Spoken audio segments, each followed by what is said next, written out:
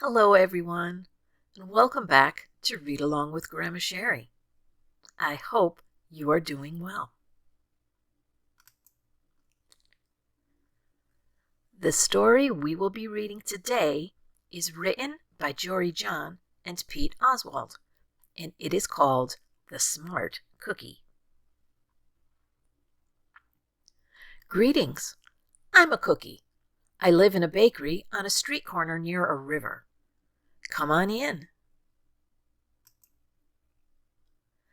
Welcome to our little community. It's a warm and supportive place to spend some time. Pretty fantastic, huh?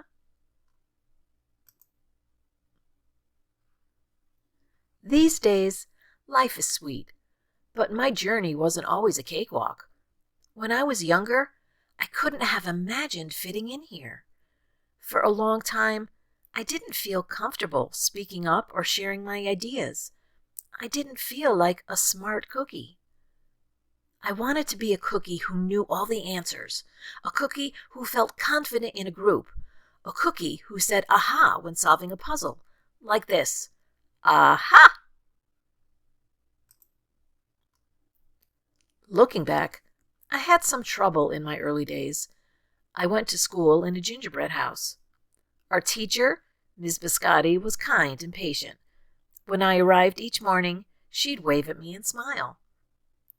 But I didn't get the best grades, and I never raised my hand because I couldn't think of the answers as fast as the others, and I was the last to finish most tests.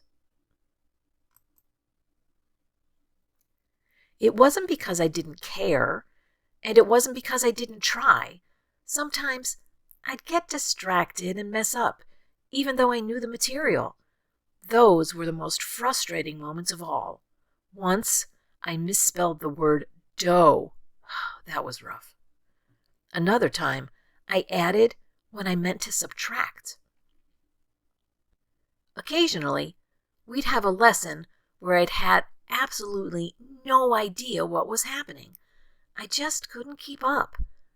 I imagined that my desk was a raft and that I was completely lost at sea because that's what it felt like. At night, I slept in a cookie jar. I had about 6 dozen roommates. Move. You move. No, you move. No, you move. No, you move. I'd stay awake and stare out the window and worry. And it went this way day after day after day. But then something happened that changed everything. It all started with a homework assignment. Ms. Biscotti requested our attention one afternoon. Tonight, I would like you to create something completely original, she announced. It can be anything you want. Please bring it to class tomorrow. That was it. There was no further instruction. Ms. Biscotti winked at me as I gathered my belongings. I felt like I had a million butterflies in my stomach. Create anything? Something original? Due tomorrow? Nope. When I got home, I immediately went to work. At first, I tried a cooking project. The results were half-baked. Next, I tried to hammer and nail something. It splintered immediately. Then, I tried making a sculpture. It was a complete bust. I wondered if I was about to fail yet another assignment. I was stuck. I stared out the window and watched the rain hit the river. There was something mesmerizing about the water, how it moved in such a chaotic way, swirling around and around, yet ultimately figuring out exactly where it needed to go. Aha! Suddenly, I had an idea. I decided to write something original.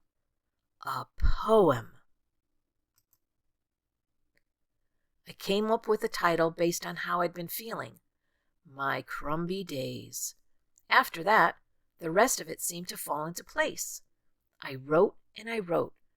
I lost track of time, An hour went by in a flash. Aha! I said when I was finished. I couldn't sleep that night, but it wasn't because I was worried. It was because I was excited. I felt like I had really accomplished something. I felt smart. The following day, Ms. Biscotti asked for volunteers to share what they'd created. One kid showed off his original frosting art.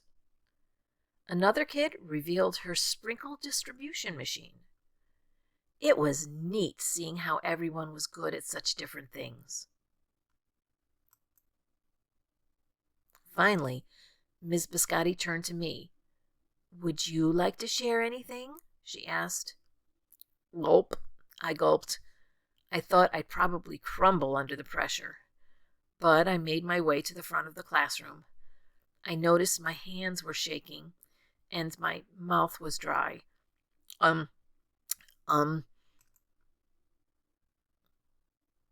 This poem is called My Crumby Days, I said. My voice was cracking.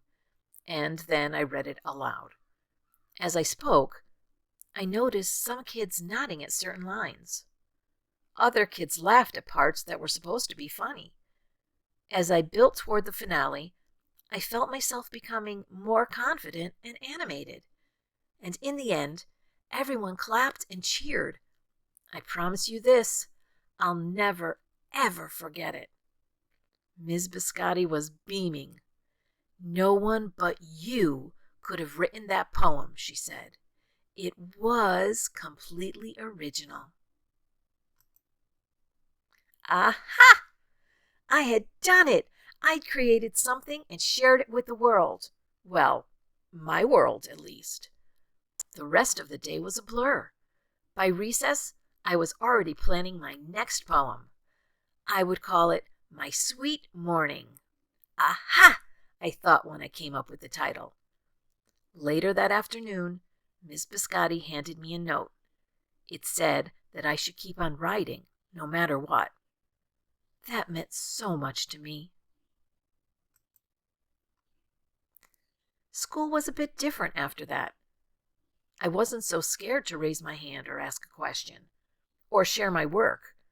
Sure, some things still didn't come as easily for me as they do for others, but now I know that you can be smart in many different ways.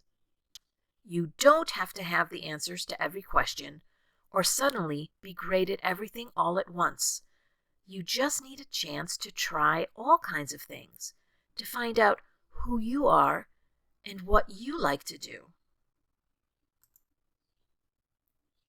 As for me, I learned that I can write, and I can think up great ideas, and I found plenty of other things I'm good at too. I no longer feel lost at sea. It's more like floating down a river. And the best part is, there's always more to learn, because we're all smart cookies. And that brings us to the end of The Smart Cookie, written by Jory John and Pete Oswald. I hope you enjoyed it. I hope you got some good ideas out of it, and I hope you're not afraid to try some new things. And I also hope that you have a wonderful rest of your day. Bye-bye.